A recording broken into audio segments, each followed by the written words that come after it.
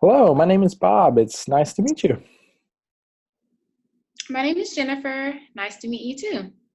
Wonderful. So, Jennifer, I'm noticing that when you filled out the initial forms online, that you noted that you generally been experiencing a lot of anxiousness. Can you tell me a little bit more about that? Yes, I did. Well, I guess I have a normal amount of stress with stuff like, work and school, but recently my stress levels have been a lot higher. Okay, so definitely higher stress recently, at least. When did you first start having this much stress? Well, I guess it kind of all started back a year ago this time. Last May, I told my mother I was transgender, and she flipped out. I have always kind of been like a tomboy, if you know what I mean, and never really liked the girly things. And this was initially an issue when I was younger. But by the time I was 13, my mom kind of accepted that I just didn't feel comfortable wearing dresses and stuff. And that just wasn't going to pretend that I was something I'm not. But around that time, my mom and I just sort of kind of stopped talking to each other involving gender identity. We definitely didn't talk about sexual orientation, so I kept that topic to myself. I obviously talked to my friends at school about it. Well, some of my friends, the ones that I do have. I guess it always been kind of hard for me to talk about this. I mean, a lot of people understand, and there's a lot of people with judgment and past bullying and aggression towards people who are transgender, especially in high school. Then most adults realize it's going on around the same time. I don't know. I guess a part of me just wishes I had been born a boy. Like had I been born with a penis, then all this tension wouldn't be surrounding me and the stereotype of wearing a dress or being girly. And my sexual attraction to girls wouldn't be a problem. Yeah, so it sounds like you had a pretty frustrating high school experience, and I understand what you're trying to get at. When you were in high school, did you have these same kind of feelings, like you just wish you'd been born with a penis? Well, I journaled a lot, and that was definitely one of the underlining themes. And it's not like I really hate having a vagina. It's just that I have always felt more like a man than a woman. And that was kind of been adding to my stresses recently. Yeah, well, I definitely understand what you're saying, and I appreciate you being so vulnerable about all this. You're welcome. So yeah, a big part of my stress recently has been linked to this. I guess so I have this really great friend. Her name's Alex. And we've talked about this a lot and she's kind of like a safe place and for me not to hide who I am. Alex is very encouraging about this issue and she's always encouraged me to be myself. I've talked to her a little bit more about it and getting the gender affirming surgery done in town. So she has this friend that a doc that she so she has this friend who is one of the doctors who's performed this procedure. Cool, that's great. I'm glad that you have that option available. Gender affirming surgeries can be really freeing and an empowering experience, especially if you don't feel at rest or at home in your own body, you know? Yeah, that's what we were talking about. I plan to have a consultation within the next month or so, but I'm super nervous about the way my mother will interpret it all. Like I said, we don't really talk about the subject at all to Mm. her. I am still her tomboyish daughter, and I'm not sure if she would accept me after my surgery. It honestly got me like pretty anxious. She's coming into town next week and staying in my guest bedroom, and I have been thinking about it for a while now, for months actually. Yeah, well, that's definitely understandable. Family can be one of the most difficult places to be vulnerable, especially if you're taking steps to outwardly change your gender in a more permanent way. So tell me a little bit more about this tension. How long would you say you've felt this discomfort with being a woman by your sexual organs accompanied with a desire to have a penis? Well, like I was saying, I guess at least since early high school. When I was a kid, I hated silly girl games like Tea Party and Dress Up. When I was a kid, I always wanted to get in the dirt and play with sand and guns. When we moved to a new neighborhood, I remember fooling the kids down the street for at least a month. They didn't realize until school started that I wasn't a boy. I guess little moments like that where I was able to be who I knew I felt like inside were the moments I cherished the most. And I feel like getting the surgery to affirm this really will be helpful to me and, minimize my mental anxiety and frustrations. Yeah, well, it certainly would. And I would say that's very insightful of you to reflect back to your younger years. Were there any other moments that you remember feeling uncomfortable because you'd been born with a vagina and not a penis? Yeah, I guess there were a few now that I think about it. When I was in middle school, I was wanting to run track because I didn't have a girls football team. And I know middle school is a weird time for everyone because of the stage in life and puberty and stuff. But for me, it was super weird. I mean, I had gotten along okay as a kid, just keeping my hair short and dressing like a boy. But when my body started changing in response to puberty, I had a rough time with the changes. Is that normal? I mean, I pretty much hated what I was becoming. Well, I mean, it's certainly normal from your perspective. And I think the recent data was showing that about one in every 2,000 or so children self identified as transgender. And for some transgender people, their communities and friend groups are accepting of them in ways that reduce what you're experiencing, which seems to be some unsettling discomfort between the sex you were born as and the sex that you want to identify as. So every person is different and has their own unique story for sure.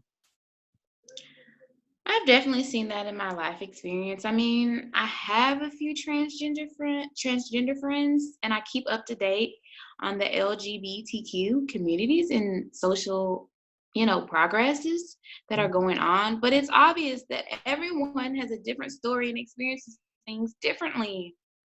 Yeah, of course. So tell me a little bit more about your story and how you came to discover yourself in this way. Well, like I've been saying, I guess I just always knew I just wanted to be a guy. I mean, for some reason, my earliest moments throughout growing up, I had moments where I was just easier to let the society pigeonhole me as a woman because of that was my natural born sex. Mm. But as I've often could, I stood up against that pressure. I've always kept my hair short and really expressed a more masculine gender, but I certainly got a lot of pushback from it. I mean, kids are vicious and mean and cruel in how they tease other kids for being gay or transgender. They're not accepting, especially if I decided I wanted to change and be transgender and use a bathroom of the opposite sex. Yeah. Um, it's not cool. It really hurts me a lot in the ways and experiencing teasing over having the sexual organs or sex organs of a woman, but expressing my true identity as a man.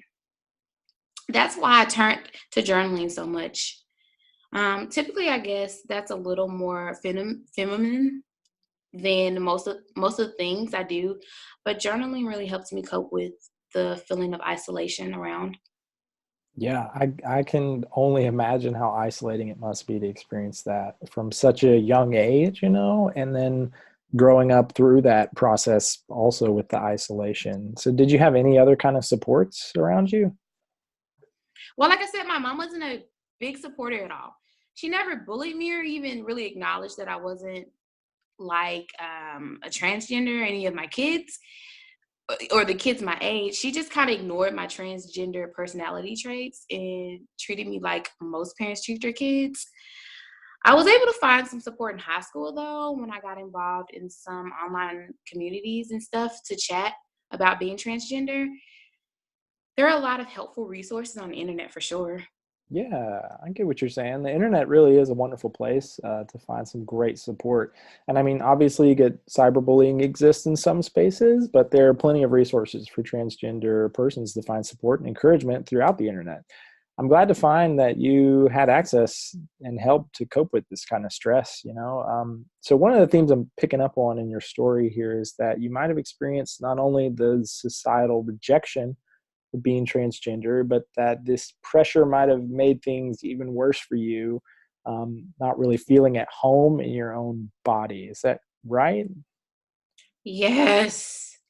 Well, again, like I was saying, I just wish I had been born a man.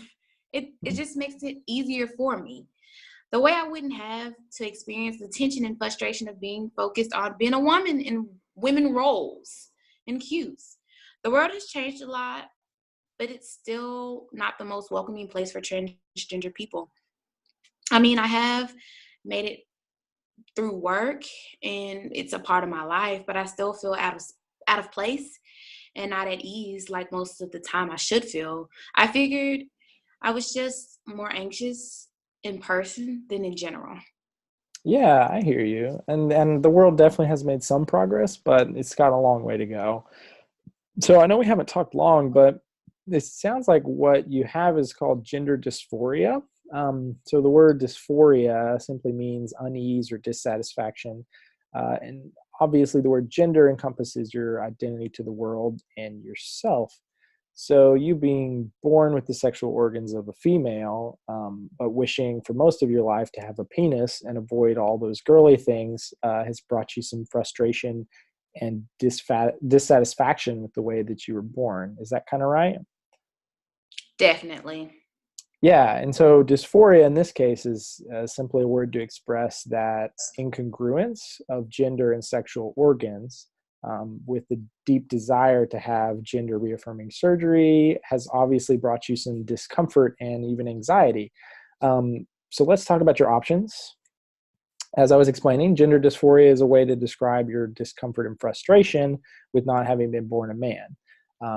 It's pinpointing the annoyance, you could say, that you're experiencing in regard to living as your physical sexual organs dictate and not being able to just snap your fingers and be the sex you want to be. But this discomfort is obviously something you've lived your whole life with. And with that in mind, we have some options, of course, to help reduce and kind of mitigate this frustration and discomfort. I would certainly recommend continued therapy to process through some of these thoughts and feelings, and also to work on some ways that you and your mother can maybe begin to talk about this, if that's something you want to eventually do. Another option would be to schedule the consultation that you mentioned with the doctor, and get the details on what it would look like to get the gender affirming surgery. And as a side note on this, I would highly recommend that you continue with therapy both before and after that process to have ample support in place as you kind of help manage that change. It is not easy, and I would love to be there to help you through the process with weekly check ins if I can. Gender affirming surgeries are complicated, obviously deeply emotional processes, and the research supports that utilizing a therapist to prepare for that kind of a change, and work out the details after surgery will be a huge benefit to you. So I also would like to process with you some of those day-to-day realities, that you were mentioning about, like the way that you present your gender to the world and the way that you experience it yourself, and how you can kind of take simple actions to support and care for yourself, and live the most empowering life that you can. But for today, our time is wrapping up. But how does that all sound? Do you have any thoughts about those? Wow. Well, I definitely feel safe and empowered and certainly think I am headed in the right direction. Maybe we can schedule another session next week and talk about it, Yeah, on more what you were telling me. certainly. And thanks for calling today. We'll plan for next week. Thanks so much. Bye. Bye bye.